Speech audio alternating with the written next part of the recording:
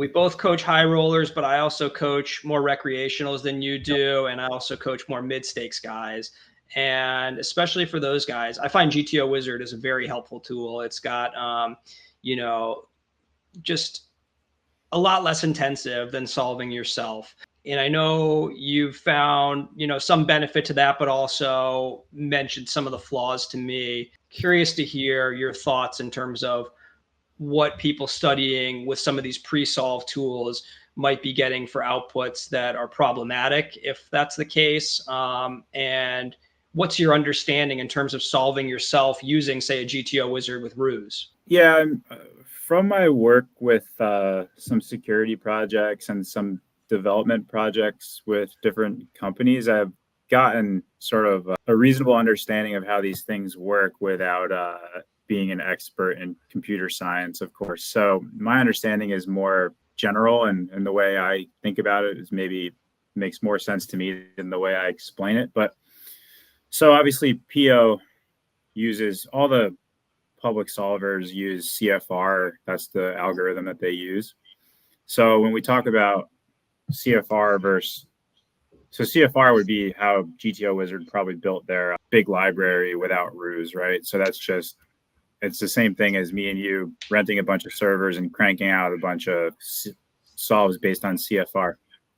But the future of poker solvers is going to rely on some sort of method that will use a neural net or some sort of machine learning, maybe even adopting some like large language model like ChatGPT, where the easy way to explain it would be you give it an input, it has some sort of capability to make decisions against itself based on predictions that the developers give it, and then it gives an output. And that's going to be based on a traditional solve to some extent. You never really know what a developer is using for their resolve option, like in RUSE, for example. But basically what you do is take like an old school solve, like if I cooked up a solve right now in CFR, which how that works is, bear with me, the algorithm, which is why it's probably going to remain for a long time and is the gold standard of precision now, is it doesn't have any shortcuts. So you have a game tree, obviously, and it solves the game tree forward. Easy way to explain it is it just multiplies all the root ranges and strategies to get the EVs on, call it the leaves of the game tree. And it plays them all out, and then it solves it. It goes backwards, calculating all the sums of the EVs and calculating the EV regret. Many iterations to get to a strategy, plays it, whatever, billions, trillions of times. And it gets an average strategy, which is the Nash equilibrium, which means you're at zero exploitability, right? So that's the most thorough way to solve a game in our game, CFR. But the limitations are, especially if you add a bunch of sizes, you have a huge game tree, whether it be deep SPR or just you want a million sizes. It's going to take forever. It's not realistic to build a library like that. It's certainly not realistic to resolve different sizes that you want with a library like that. Super expensive. There's always the trade-off between precision and cost, right? Whether it's the cost of time or the cost of money. And in the case of solving poker, it's both. It's time and money. And in some cases, it's a ton of money to get a little bit more precision. So what happens now is that all companies, whether that's a poker company that wants to develop a solver or a poker website that wants to develop security tools, you need some sort of machine learning aspect for the solving aspect with regard to the solve to make it happen faster without sacrificing too much precision. So that's where something like RUSE comes in. And I can't speak to the specifics of GTO Wizard. RUSE seems very, very good and very, very useful. But they issued a paper that explains a little bit. Basically, there's some methods out there. One of them would be you take what I'm calling a CFR solve and you use that as the starting point for then this machine learning to use a neural net to solve the next streets instead of going all the way through the tree and all the way back. So it spits out something based on it continually resolving and assessing the next action and using different neural net or to solve the new nodes without playing them out. So that's way faster. But in some cases, it's putting out outputs that are not the same as CFR outputs for the exact same spot. And we know CFR is the gold standard for precision. So, and I don't think they're ever saying that RUSE or whatever method that any company uses is better. I think they're just saying it's different. But what a user could experience is a different output that they don't know is different, that could be wrong, because it looks really cool when you put something in the solver and then you resolve it and it's done in 40 seconds and you have a really clean one size strategy and you're like, this is really amazing software, right? And it is. But it's still all these processes are still in the works. So basically that's the technical answer. There's a couple different other methods that might be a little bit better, right? The problems with that sort of adding that neural or large language model machine learning element is it's limited data, because you're extrapolating EVs from the beginning of the hand all the way to the end. It's very prediction based. So if your predictions are bad, your outputs are bad. I've seen a lot of outputs that are really, really good and some that look a little bit off. It's just a really difficult space for the neural net to cover compared to solving the tree forward and backward. So that's the little bit of an explanation of like the technical differences and the limitations of it. Is it the future of poker solving? Yes, for sure. Because what are we all looking for? Fast answers. We need fast answers for all different types of work in the poker industry. So I think that the other thing too is if we talk about it in terms of like mass data analysis, trying to target people that are using mass data analysis from a security perspective, being able to have a solver, a machine learning solver that you can feed data to, and it can predict outputs, or it can alert you to when people might be playing strategies based on data and not based on CFR solves. That would be very useful.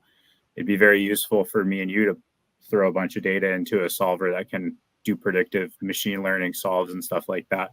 But, you know, to my knowledge, it's not quite there yet, but I'm just sort of on the outsides of projects like this. But the long story short, what are the limitations? You don't really know unless you make your own CFR library, which just a traditional solver library, to what exploitability things are solved, to what accuracy they are.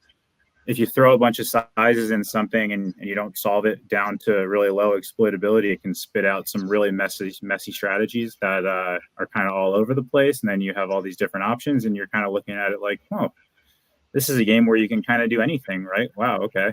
I'll just like B10 sometimes, B30 sometimes, B60.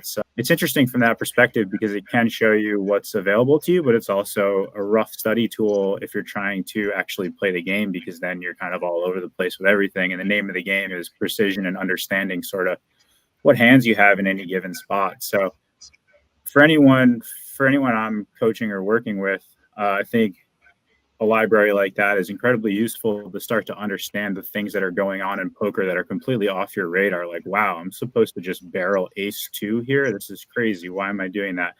Understanding the card interactions is very useful with any solver, right? Understanding the limitations where if I change one little thing about a pre-flop range, or let's just say me and you both do a great job of making our own pre-flop libraries, but you did 2.2x and I did 2.5x. Well, now all of our flatting ranges are different. All of our 3-bet ranges are different. We might just make a perfect solve, compare it to each other and be like, why are you betting so much on the flop? I'm supposed to check. Neither one of us did anything wrong. Our strategies are going to be fine, but you just have to understand how sensitive all of it is. And then when you add an element of working with a library that you don't know the precision to which it's solved, you don't really know the quality of the predictions that are in the machine learning model, and you're just kind of taking it at face value, that's when it could be a little bit harmful, or at least maybe just an indication that you should treat this as an academic pursuit and not necessarily as this is how you play poker tool. I think that's probably the way I would summarize it, although that was, my best try. I'm not certainly an expert in that stuff. I mean, I think in the end, it checks out with a lot of where AI is at in a lot of other areas. I use Claude 3 a lot, and I think it's fantastic. But obviously, it spits out some just pure garbage sometimes that you're like, oh, good thing I have a little bit of knowledge in this field. Otherwise, I could go down some really stupid routes. And I think even some pretty high-level poker players can, enact some strategies that might be kind of trash just because they haven't checked on it in the right way. I'll tell you a story about trash. I texted you a hand the other day, and I mean, obviously I've looked at outputs forever, and Queen I four try suited? not to just, yeah. So remember, I looked at that thing and I'm like, what is happening here? Like, this just can't possibly be right. But Yeah, then I'm like, tell the viewers. That was interesting. Computer. I had a spot in the 100K the other day in Monte Carlo, and there's 16 left, 11 pay. I opened the button with Queen 4 suited, and the big blind called, and I had like 37 big blinds. He had 25. Average was pretty deep, and I just didn't think it was like this crazy ICM spot where you have to do extreme things. Post flop, like some of the outputs yield really crazy stuff that we've all seen. Like you're supposed to play check or shove on flop, and it's usually when it's a bubble or there's some kind of extreme pressure or some crazy range imbalance. But when I was in the game, I just thought the spot kind of played like I would play for chips with a little bit more small betting and whatever. I played this hand where I end up B66 the flop, and it ends up I play the rest of the pot out and I lose the pot, and I was kind of curious about it. So I ran all the pre-flop stuff in Hold'em Resources, and then Hold'em Resources has an awesome tool where you export it to PO post-flop ICM. File goes right in, solve it. You don't have to do all the payouts and stacks manually. And it spit out this crazy output where I was supposed to just like mostly check the flop and go all in sometimes. And I'm like, oh my God, I completely missed that one. And I was kind of like, again, like a little bit. What was the flop again? 986 rainbow. And you were, what was SPR? 5. The whole 5 SPR, just rip and check. So I thought that was very strange. I had a lot of poker to play, and it was really bothering me, and it didn't make any sense. Then this morning, I was doing a lot of review from that tournament.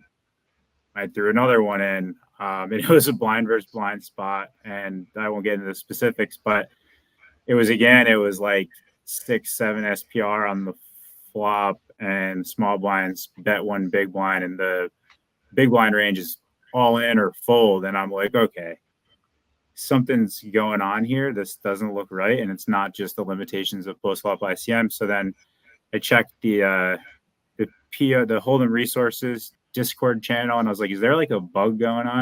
And they're like, oh yeah, in the new PIOsolver 3, like for the last 2 weeks, there was like an import bug where it wasn't correctly importing the ICM solves. If you update to like 3.3, it'll all be fine. And then sure enough, it just goes back to like being fucking completely normal. So wow. My point is, even somebody with my experience can look at one of these things and you're like, well, it's a computer and it gave me an output and it's supposed to be right. And I don't know what the hell is going on. So like, how easy is it to do that in spots that are less extreme?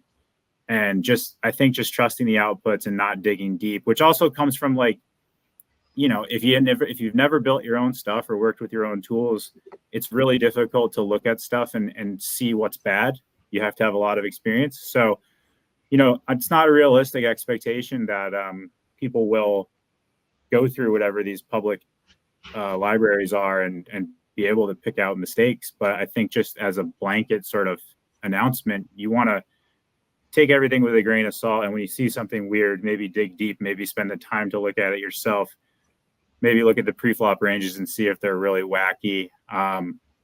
Stuff like that. I think it's really important. Maybe we've all seen computer stuff, and I've even been such an idiot to like see some computer stuff and then start explaining in some genius way why it's doing what it's doing. Yeah. And, and it just ends up being complete Yeah, I mean, some people, you want to be an early adopter too. So it's kind of when you see something, it doesn't make sense. There's almost an attraction to it sometimes, like, oh, I don't know anyone who's doing this. This will be pretty nice. I'll have people thrown off a bit. And then I know you've had that a couple times where you've kind of pointed me in the direction of something. And then like 3 months later told me like, that was garbage. I don't know what that was, but like, just trash that. Yeah, it's definitely something that comes with the territory of trying to stay current and maybe potentially ahead.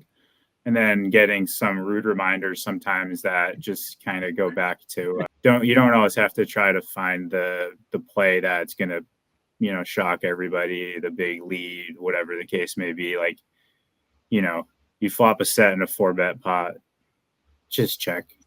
It's fine. Like, you don't have to find the. Yeah. It's a tough balance between, staying ahead of the curve, being, current, and not being a complete fucking doofus.